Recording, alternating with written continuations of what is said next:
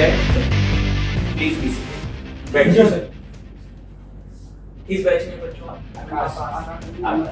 Batch number 6। Non commission batch है आपका? Yes sir. क्या नाम है बेटा आपका? सुमित पांडे। सुमित पांडे।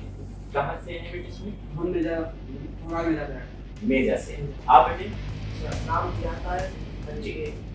पुराना में जा रहा अच्छा। Aman Kumar Singh from Bihar. Aman Kumar Singh from Bihar. Very good बच्चों। कैसी पढ़ाई चल रही है आप लोगों की? बहुत अच्छी। अच्छी चल रही है। क्या क्या सब्जेक्ट्स आप लोग पढ़ रहे हैं? मैथ्स, फिजिक्स, इंग्लिश और history. Okay, maths, physics, English और हिस्ट्री। चलिए, बहुत अच्छी बात है। कोई आपको समस्या? No sir.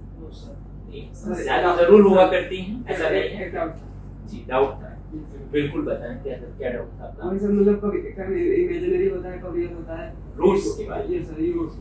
अच्छा, देखिए ये आपका क्वेश्चन हमें लग रहा है मैथमेटिक्स में आप क्वाड्रेटिक इक्वेशन की बात कर रहे हैं। देखो बेटा, अगर आप क्वाड्रेटिक फंक्शन की बात करें तो ये है एक fx = ax² + bx + c। यही आपका जो है क्वाड्रेटिक एक्सप्रेशन है ना, इसे हम लोग कहते हैं द्विघातीय व्यंजक, है ना। देखिए बेटे, जब ax² + bx + c = 0 जब हम रखते हैं तो ये बन जाती है इक्वेशन। और इसका जो कर्व होता है वो कैसा होता है? पैराबोलिक, यानी परवलयाकार। इंग्लिश मीडियम से हैं आप लोग कि हिंदी मीडियम से? हिंदी मीडियम से। चलिए, मैं दोनों माध्यमों बता रहा हूँ। तो ये पैराबोलिक कर्व होता है। जब ये एक्स एक्सिस को कट कर देता है तो ये दो जगह कट करेगा। जब दो जगह कट करेगा तो दो वैल्यूज एक्स की देगा, अल्फा और बीटा। तो इसके दो रूट्स हो जाएंगे। और ऐसा होने के लिए इसका जो डिस्क्रिमिनेंट है d पॉजिटिव होना चाहिए। d का मतलब क्या होगा? b² - 4ac पॉजिटिव होना चाहिए। जब ये पॉजिटिव होगा तो ये कर्व कितनी जगह कट करेगा? दो जगह कट करेगा। कितनी जगह कट करेगा? दो जगह। तो d का क्या वैल्यू होना चाहिए? पॉजिटिव। और d क्या होगा? b² - 4ac। जब ये टच कर देगा कर्व तो जाहिर सी बात है x को एक पॉइंट पर टच करेगा तो अल्फा और बीटा सेम हो जाएगा। ऐसी सिचुएशन में d की वैल्यू क्या होनी चाहिए? 0, यानी b² - 4ac की वैल्यू क्या होनी चाहिए? 0। और जब ये न कट करे न टच करे, यानी ये ऊपर से चला जाए, तो क्या बताइए कोई भी पॉइंट x पर देगा ये? तो ऐसी सिचुएशन में नो रूट्स, या इसे हम लोग कह सकते हैं नो रियल रूट्स, या हम लोग इसे कह सकते हैं इमेजिनरी रूट्स। और इमेजिनरी रूट्स के लिए देखो, d पॉजिटिव होने पर दो roots, two real roots. d 0 होने पर टू रियल रूट्स नहीं होंगे, इक्वल रूट। यस, यानी both roots are equal roots and real roots. और अगर इमेजिनरी है तो d की वैल्यू क्या होनी चाहिए? नेगेटिव। अब क्या बचा? नेगेटिव। सो b² - 4ac पॉजिटिव हो या 0 हो तो रूट्स क्या होंगे? रियल। और अगर b² - 4ac अगर नेगेटिव हो जाए तो क्या हो जाएगा? इमेजिनरी।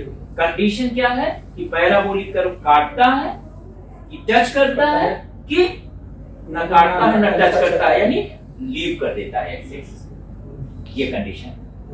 क्या ये बात आपको समझ में आई? Yes sir. और कोई आपका प्रश्न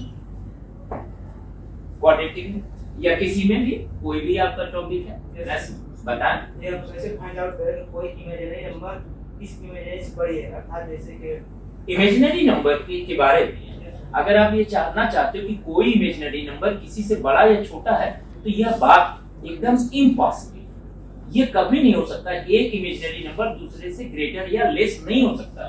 क्यों? क्योंकि ये रियल नंबर्स में ही होता है कि एक रियल नंबर दूसरे से या तो बिग हो सकता है या स्मॉल हो सकता है, क्योंकि इमेजिनरी नंबर्स कभी भी रियल लाइन पर प्लॉट नहीं होते और ये कंप्लीट ऑर्डर्ड फील्ड नहीं होते। यह एक बहुत इंपॉर्टेंट क्वेश्चन आपने पुटअप किया है। और आप ये समझ लीजिए कि ये क्वेश्चन कई बार पूछा भी जाता है कि कौन सा कॉम्प्लेक्स नंबर या इमेजिनरी नंबर किससे बड़ा है। जैसे आप कहते हैं कि 2i > i, तो ये बात गलत हो जाएगी, क्योंकि इमेजिनरी नंबर्स में ग्रेटर या लेस नहीं होता है। उसकी वजह यह है कि ये रियल लाइन पर प्लॉट नहीं होते हैं और ये रियल नंबर्स की तरीके से व्यवहार भी नहीं करते। तब आपको समझ में आया? यानी कोई भी रियल नंबर, कोई भी इमेजिनरी नंबर Z1 Z2 से न तो बड़ा हो सकता है न छोटा हो सकता है, केवल इक्वल ही हो सकता है। ओके? सर अगर एक लॉगरिथम का है, लॉगरिथम का मान लीजिए नीचे है, उसका बेस दिया है 10 जी और उसका पावर है 4000, तो उसको कैसे कन्वर्ट बेस 10 देने के बाद पावर नहीं कहा जाता। जिस पर्टिकुलर 4000 का आप लॉग लेना चाहते हैं बेस 10 पर, हाँ। आप उसको फाइंड करना चाहते हैं, यस सर। ठीक है। हाँ। तो आपको इसका मतलब ये ढूंढना होगा कि 4000 ऑब्टेन करने के लिए बेस 10 को रख करके क्या पावर रेज करनी पड़ेगी। ये कहने का मतलब है कि 10 की कितनी पावर रेज करनी पड़ेगी, तो हमें इसे 10 की पावर में एक्सप्रेस करना पड़ेगा।